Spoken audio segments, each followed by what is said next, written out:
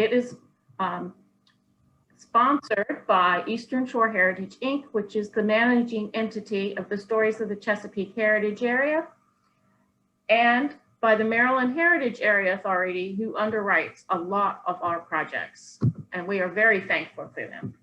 Just a little bit about the Stories of the Chesapeake Heritage Area. It began in the late 1990s by a group of citizens seeking ways for the 4 counties of Caroline, Kent, Queen Anne's, and Talbot to enjoy the benefits of the Heritage Area Program, which at that time was a very special and very new program.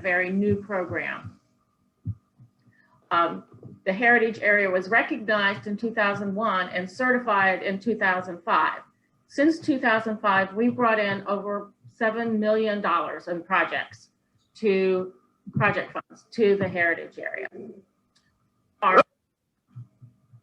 Our mission is to work with our community partners to tell the story of Maryland's Eastern Shore through preservation, enriching experiences to promote the cultural, natural heritage of the region while enhancing its economic vitality.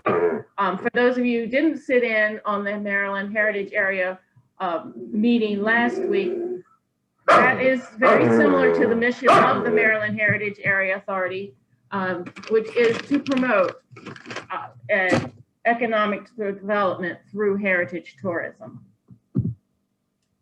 So why are you going to apply for a grant? You can apply for a grant for a lot of different things: to invest locally in your community, to support your community. They're good for saving time and resources, empowering people, adapting to change, and lots of other reasons that you might want to apply for a grant. And so today we're going to talk about writing successful proposals, administering grants, and efficiency in reporting. We're going to talk a little bit in the beginning just about the grant life cycle. The first thing you really need to do is sit down and brainstorm and generate your ideas and say, what is it do I want to do and why do I want to do it? Then always the next question is, you have these great ideas and they're very ambitious, and all of a sudden you go, oh no, how am I going to pay for it? So you go out and you start hunting for grants and hunting for funding sources. The most obvious one in Maryland and in our region is the Maryland Heritage Area Authority funds, because that's usually it can be up to $6 million in grant funds. May not be this year, but it may be. And you can get up to $100,000 in capital grants and up to $50,000 in non-capital grants. Those grants have to be matched. So you're still going, okay, so even if I get my MHA funds, how am I going to match it? I'm going to have to write another grant. So then you need to sit down. Once you have your idea, you know how much money you're going to need, and now you're searching for the money. So you've said, I'm going to write a grant. You start developing your proposal. You start thinking about how you write a clear proposal and how you tell your story. The next step is submitting your proposal. And under the MHAA program, there are several steps we go through in the Stories of the Chesapeake. The first one is coming up at the end of January, and that is submitting an intent to apply. The intent to apply is a one-page form. It's very simple and it gives us an idea of what projects you're thinking about doing and how much money is being requested statewide. That can change. So you can submit something for MHAA and say, I want to restore my building and it's going to cost $100,000. And when you get into it, you realize, great, it's only going to cost $75,000, or the other way around. You can change your proposal from your intent to apply. They can be significantly different from your intent to apply. The next step is actually creating your grant proposal. That is due on March the 8th to the local heritage area, where our local committee will review your grant, send comments back to you. We will ask MHAA to send your grant completely back to you again and send comments saying, we think that your grant could be stronger if you made these changes in your grants. You make those changes, you resubmit your grants, and then you wait. And while you're waiting, the Maryland Heritage Area Authority Grant Review Panel, which is made up of a variety of people from across the state and with a variety of expertise, will be reviewing your application and asking questions. You may get a call from MHA saying, our grant reviewers had this question, can you please answer it? In the second week of July, you're going to hear whether you have received your grant. And in August and September, you will receive, if you receive the grant, you will receive a notice from MHAA saying, here's the parameters of the grant that we saw. If anything needs change, and at this point, it cannot be significant changes.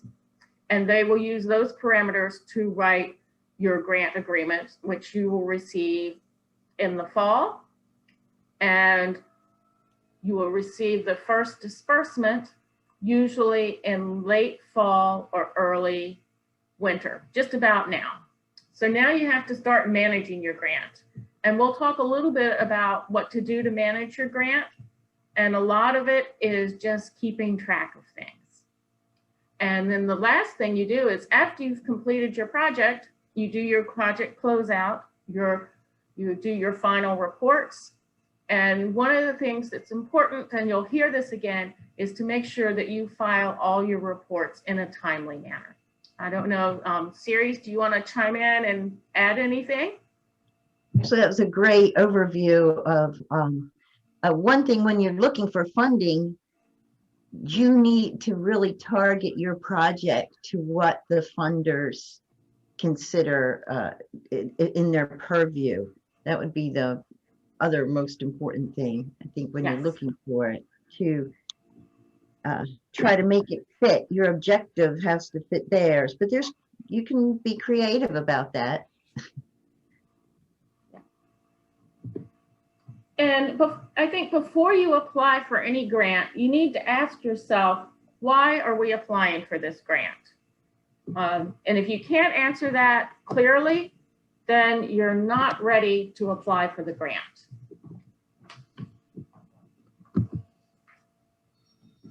So you've decided that you're going to apply. You realize that you know what you're doing. So the first thing you need to do is start organizing yourself. And I'm sort of, I remain somewhat of a paper person. So this says print and copy all resource materials and print and copy all guidelines. If you're a computer person, create a file that says whatever grant you're applying for, whether it is an MHAA grant, whether it's a Artist 2 grant. Download or print all the materials and copy all the guidelines. And the reason you need to do that is you're going to need to refer back to them all the way through that process that we just talked about. And what do we mean by guidelines?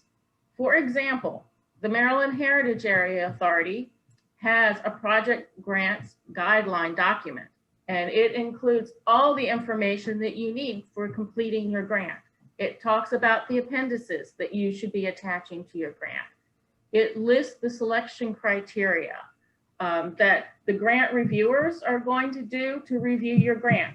And if you haven't reviewed your guidelines, you could be missing a great opportunity to answer a specific question that is in the selection criteria. So what I do when I'm writing a grant, I look at that selection criteria. I look if there's a sample score sheet. I look at that score sheet and I make sure that I have a question that answers every one of those criteria and scoring numbers strongly and in a way that somebody that is not familiar with your project will understand. The guidelines will also talk about grant terms and conditions. This is important to look at because perhaps your organization is not comfortable with an easement. Well, if a condition of the grant is going to be that you're required to take an easement on your property, then, and you're not comfortable doing it, then there's no sense actually applying for that grant.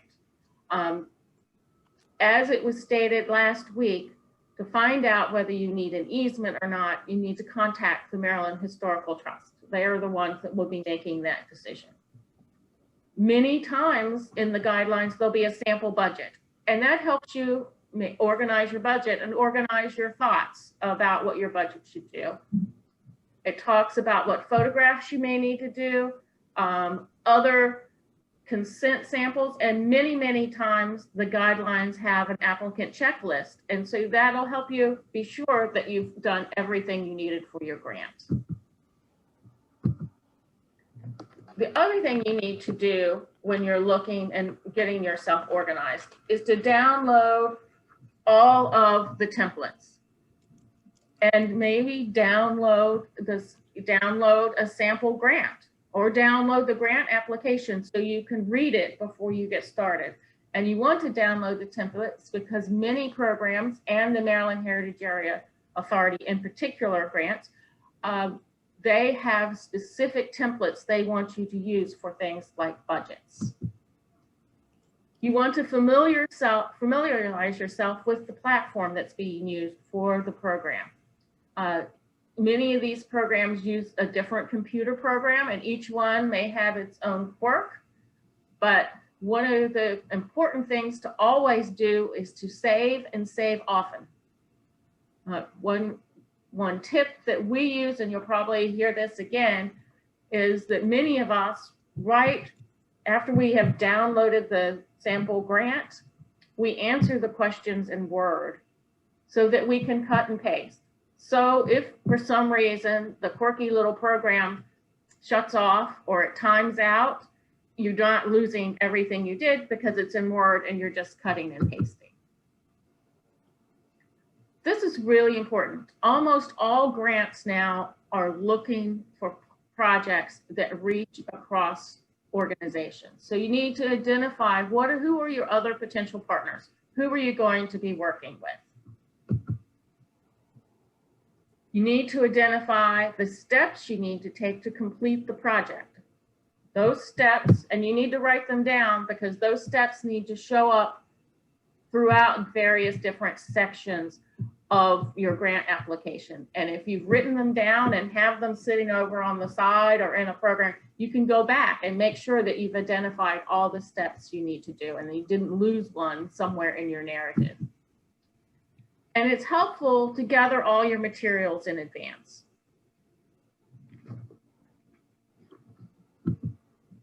And those materials can be the narrative that you need to write to tell your story, your budget, your scope of work, what visuals you're going to upload. And the visuals need to help tell your story. And it's amazing how well sometimes the visuals will tell your story better than your review. The resumes of those who are going to be completing the projects, and then the documents of your organization, which would be your bylaws, your IRS forms, your SDAT, from the state, and any support letters. And one of the things, if you're going to be applying for an MHAA grant, there are several things you probably need to be thinking about right now. Is once you decide what project you're going to do, you might want to start asking for support letters now. You should be getting support letters from local government and support letters from your Maryland General Assembly representatives. MHAA does realize that politicians work on their own timeline, and so you don't have to have the support letters in when the grants are due, but they do need to be in by June. So we're going to go over some keys to a strong proposal. Again, familiarize yourself with the resource materials. Make sure that you are answering the questions that they ask. Know your program officer. Every grant has a contact listed, and get to know that person. MHAA, they are having virtual office hours. It can't hurt to call into one of those virtual office hours and talk to the MHAA representative about their project. They can provide insight that can make your grant stronger. After you've looked at either the guidelines or the grant application and you have questions, ask them. That's why I'm here. That's why the MHAA staff is there. We are here to help you have the strongest grant application as possible. Think about having a well-designed project. Think through what you're going to do. That goes back to the steps that you've identified as you were gathering your materials. Think through what you have to do and make sure that your steps, your visuals, your budget all add up to what you're going to end up and all add up to completing your project and are what is needed to complete your project. The reviewers are going to look at the qualifications of the people doing your project. They're going to look at your timeline, and they're going to look at your budget. They're going to look at your description, and they're going to say, is this appropriate to the type of projects? And there will be somebody that's probably familiar with the type of project that you're doing that's going to look and say, yep, this makes sense, the timing's right, the budget's right, but if something's off, they're going to ask questions. You know, you need to give your project a unique and descriptive name. It helps the reviewers remember your project. 2, if you have a very large project where you're going to be coming in phases, then it's really clear which project you're working on. If you have multiple grants going through multiple years. And I'll give you an example of what I thought was a great, unique, and descriptive name. The Churchill Theater, and the project was funded last year, had a project name called The Theater Needs New Threads. It was memorable, it was clear what was getting ready to happen, and it was related to what was happening. You need to demonstrate your capacity. And the capacity is for a couple of different things. The capacity is for the organization to actually manage the grant. And it's also the capacity of those individuals who are going to be completing the project to show that they have the proper qualifications to do the project. Look at consistency. Is the project that you're proposing, is it consistent with the goals of your organization? Or are you just applying for this grant because you need money, so you tried to come up with a project that fit into MHAA's goal? You're going to need to show why this project is consistent with the goals and plans of your organization. Is it consistent in the MHAA's case with the Maryland Heritage Area Authority goals? And is it consistent with the stories of the Chesapeake plans, goals, and 5-year plans, which can be found on our website? So now you've started working and you have your partners and you start brainstorming and you get your ideas and you're working with others to come up with a great plan, and that adds up to grant funding. Just going to take a little break. To Series, do you have anything you want to add? No, I think you covered all the good points there. It's important to be thorough, like Gail was saying, and to always keep in mind that the people reviewing your grant don't, in all likelihood, are not familiar with your organization, your project, who you are. You know, it's people from across the state. When it leaves our offices, it goes to reviewers across the state. So they have to be able to imagine it and visualize it. So it's worth putting a little time and effort into that aspect of it. I think the other part that's really worth taking in and looking at is identifying your partners. The stronger the collaboration across projects and how one project may support another project and support your organization, but also support the town, support the scenic byway. Look at those possibilities for strong partners and collaborations. For a strong proposal, you need to have an innovative and engaging project with a creative name. And the more innovative, if this is a project that can be a model and transferred to other organizations, the process can be transferred to other organizations across the state, that makes your grant stronger. We talked about expertise and capacity, making sure your grant is tied to the mission of your organization. And the other is to go back into those documents that you downloaded in the beginning and make sure that your proposal and your project are tied to the grant objectives, and what you're writing makes a clear case that your project is tied to the grant objectives. The clear layout, and this is really very important. If you're when I'm reviewing a grant, and I know that many of the MHAA people, when they review a grant, they will take and lay out next to each other the project description, the deliverables, the timeline, and the budget. And they'll look for consistency between those four portions of the application. So if you have something in your deliverables and it's not in your timeline, you need to go back and see where it should fit in your timeline. If you have a step in your timeline and you know your steps because you did that right in the beginning when you were getting organized, you need to go and you have something in your timeline, but it's not listed in your budget or it's not tied to a budget item, you need to go back and tie those all together. So you need to make sure that everything in deliverables is tied to a timeline and your budget. Everything in your budget is tied to your timeline, to your deliverables, and your narrative. And it probably need to cross-check that again and again and again, and perhaps have somebody that's outside your organization read your grant and let you know whether it's clear to them that everything is all tied together.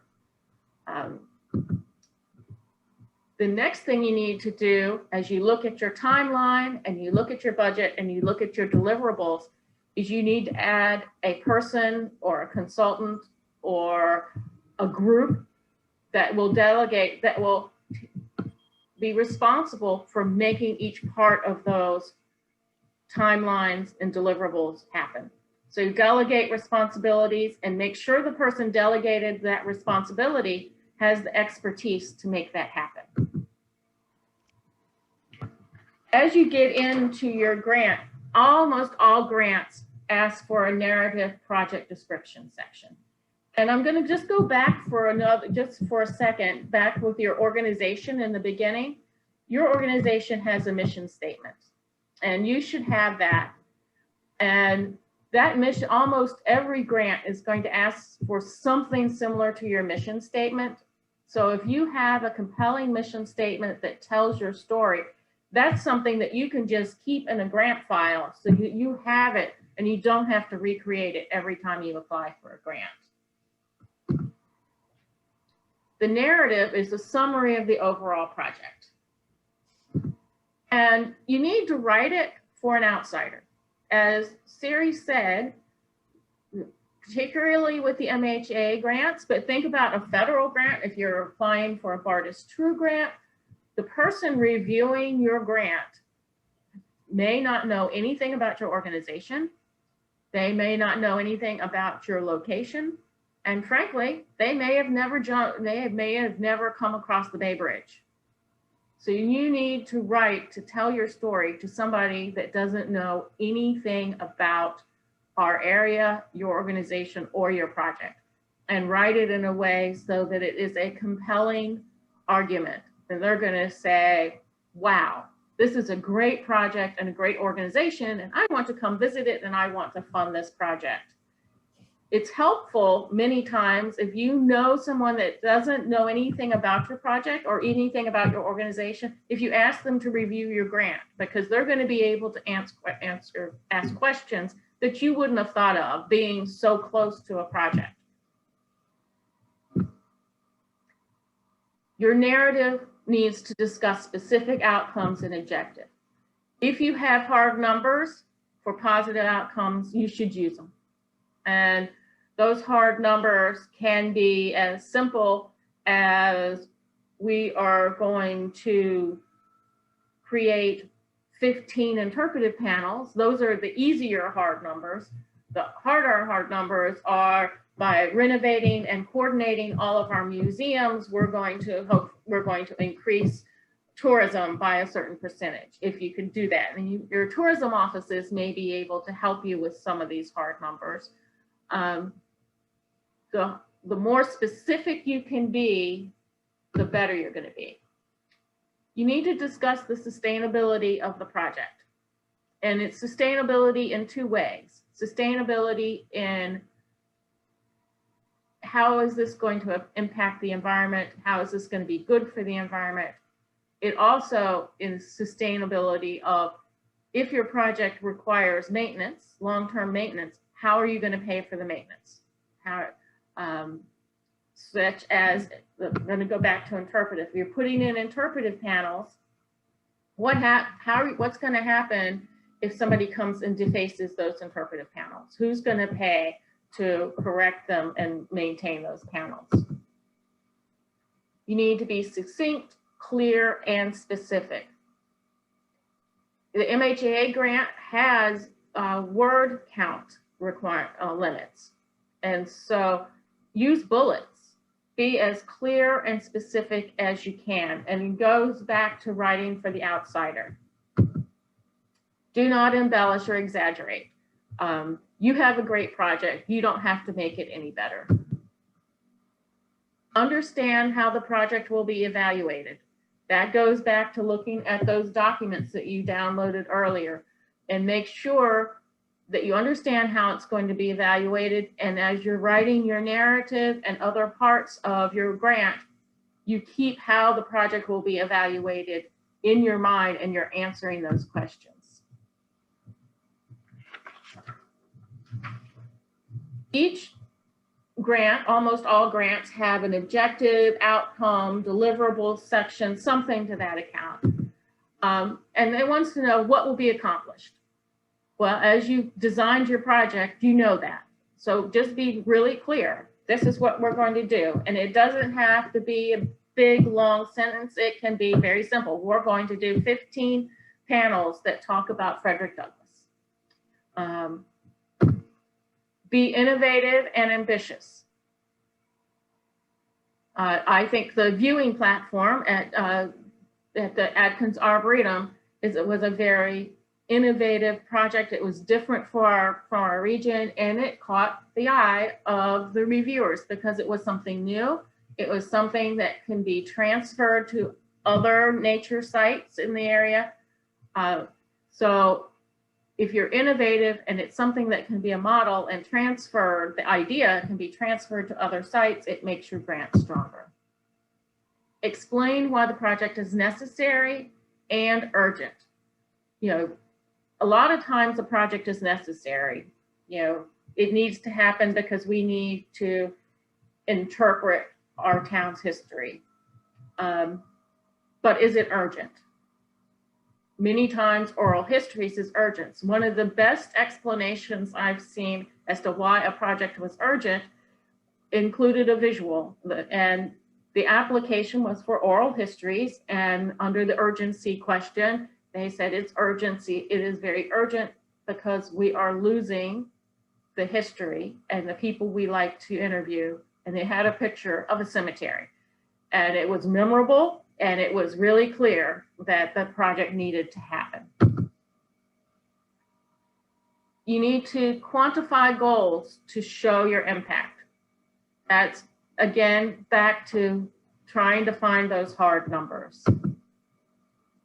Show that the project is a priority, both for the heritage area, for the MHAA, and for your organization. And the way you can find out whether the project is a priority for a heritage area, and MHAA is a little different, but for the heritage area, is by looking at our 5-year plan and our management plan and talking about how you are going to be fulfilling one of the goals and objectives of the heritage area, and how are you going to fulfill the goals and objectives of the Maryland Heritage Area Authority. Or if it's a Bartis True Grant, how are you going to fulfill the goals of the National Trust for Historic Preservation. So again, that goes back to your resources. You need to look at those goals and be able to answer those questions.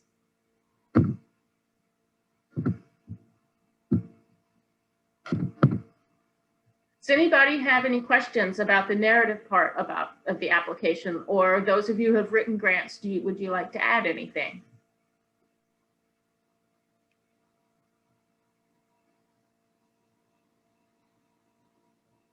All right, well, thank you. The next section is the budget, and I will be first to tell you that I am a budget Nazi. And the reason we say that is because I know that your grant reviewers and at the MHA level are going to scrutinize your budget. And the first thing you need to do is look for a particular form, and if you have a form, use it. MHA in particular has a template that they want you to use. If you do not use their template, you probably will not get funded. Luckily, it's a very clear and simple template to use. Other grant applications also have particular forms they want to use. So that's a very, very important, is to make sure you use the form that they've sent. You need to have specific lines for cost categories. You can't, if you're renovating a building, your application can't just say, we need a new roof. You need to break down what are the steps you identified in making your project happen. And I'm going to go back to interpretive panels because it's one of the easier things to do. So the steps you've identified on your interpretive panels are: where are they going to be located? Who's going to write the narrative? What visuals are you going to add? Who's going to design it? Who's going to fabricate it? And who's going to install it? And that's going to have a timeline, because that's in your narrative and it's in your timeline. And so you're going to go back to that timeline and your narrative and your deliverables, and you're going to have a specific cost for site design. You're going to have a specific cost for editing and narrative. And I'm sure there's a different term you can use for that. You're going to have a specific cost for your photographs. You're going to have a specific cost for the actual design of the interpretive panel.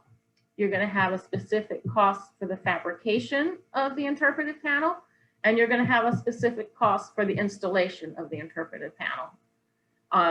If you just say, I'm going to have an interpretive panel at this price, you may get funded, but you're probably going to get questions, because if you show those steps, it is clear to the reviewers that you have thought out your project and you know what you're doing.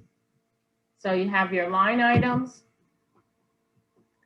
When you get to salaries, now MHA does not pay for salaries. Your salary can be matched, and the salary, it cannot just be one big number. It needs to be, I'm going to have a salary of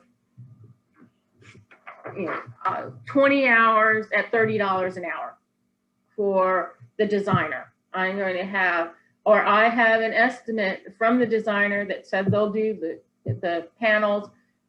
This is what it's going to cost. But again, more specific on salaries and wages. Volunteer rate, don't forget your volunteers. The volunteer rate now is $29.51 per hour for your volunteers, so that adds up very quickly. Show that you have other funding sources. And other funding sources include your volunteers that are going to be working on the project. Now, nothing can apply until the actual date that the grant is awarded. For all the work that you've done to get the grant isn't a match for your grant. And again, the capacity, show that your organization has handled grants and they know how to handle the grants, and that their funds that they give you will be handled responsibly. And again, remember volunteer time, donated services, and donated materials. That is particularly important this year as MHAA has changed the requirement for their match. The match still requires a 100% match, but that match can be any combination of cash or in-kind. And the in-kind is this volunteer time and donated services. Congratulations, you've received your grant. So what do you need to do first? Find out who your program officer is, stay in touch with them, ask questions, let them know if there needs to be a change in your project, let them know and let them know early. Print your grant agreement and refer to it frequently. Your grant agreement is going to tell you what you need to do and when you need to do it, and make sure you do it. If you need to revise your project, you need to ask permission for changes, and that you ask MHAA. If it's a construction project that requires an easement, it also would require permission from Maryland Historical Trust. If it's a project on DNR land, it may require permission from DNR. Know what is required from the start. Don't make assumptions, read your grant agreement, know what you have to do.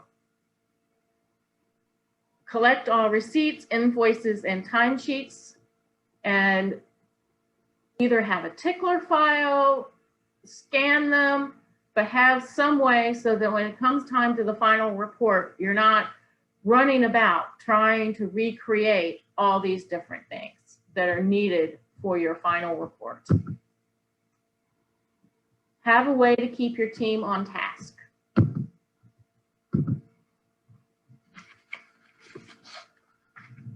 Almost all grants have some sort of reporting.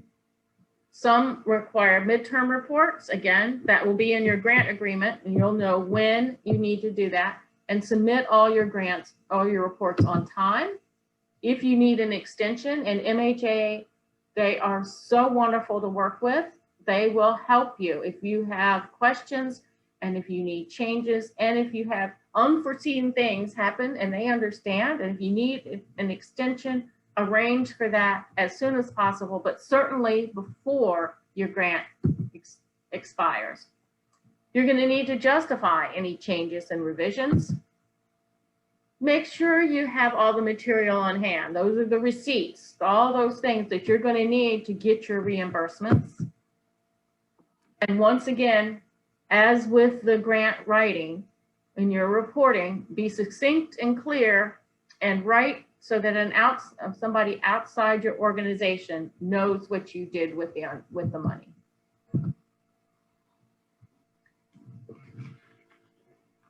There's a couple of different ideas on grants, and we're going to have hopefully another workshop that's going to talk specifically on finding that match.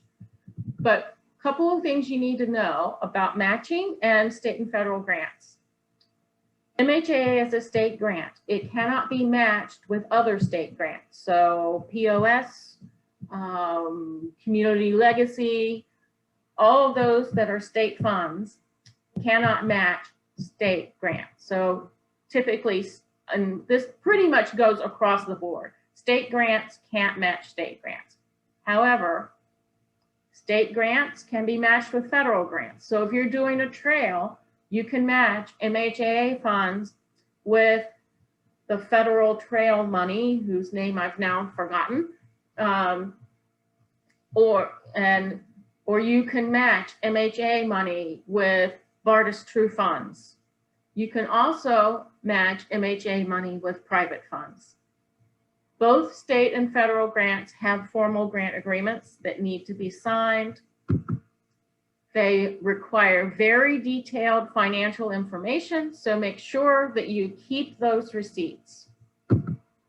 They require progress reports and your closing documents. Sometimes they have special requirements, environmental review, procurement requirements. If you receive a $100,000 grant from MHAA, you will have to follow the minority business protocol. The SHPO is the State Historic Preservation Officer. If you have a historic building, it may require an easement, and the easement will be reviewed by the Maryland Historical Trust, who may have specific requirements. Make sure that you know what those requirements might be and make sure you follow them before you start construction. Private grants, in some ways, may be harder to get, but are a lot easier to manage. The reporting requirements vary. The financial information may be less than is required for state grants. Often there's no formal grant agreement. You just receive a check in the mail, and it may or may not require progress reports. And again, often requires special requirements. And one of those special requirements may be recognition of the organization that gave the grant. Thank you. Again, this is sponsored by the Maryland Heritage Area Authority and the Stories of the Chesapeake Heritage Area. And if you have any questions, please let me know. Otis sounds like he has a question.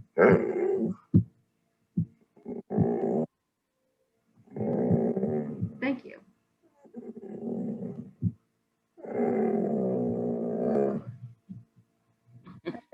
So, Ceres, do you have anything you'd like to add?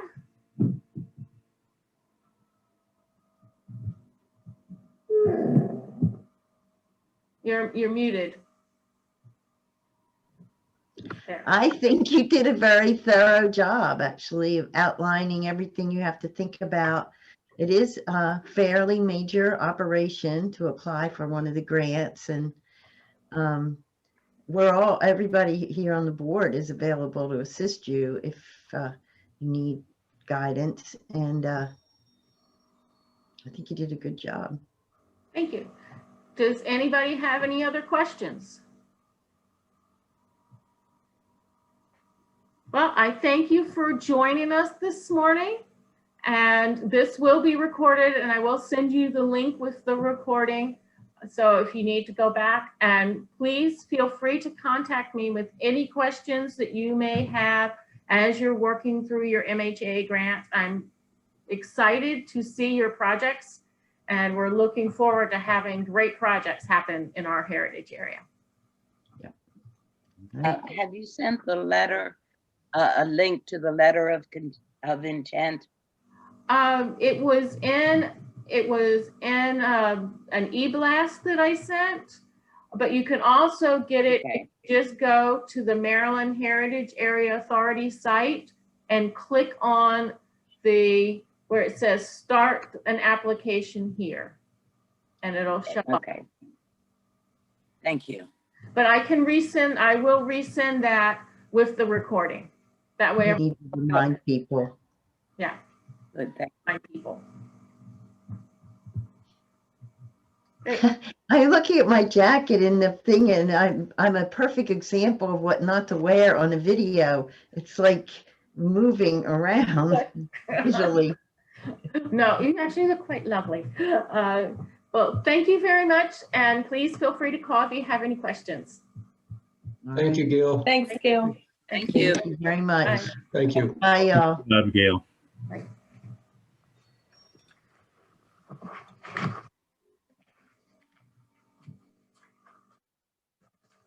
Hi, Owen.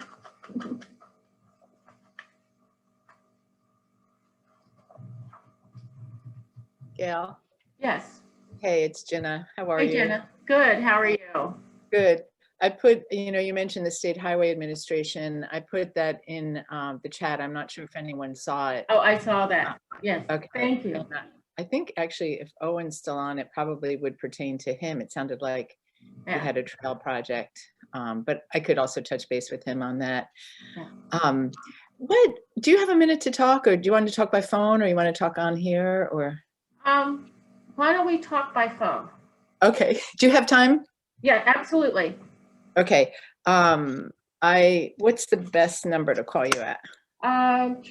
Do the 708-6137.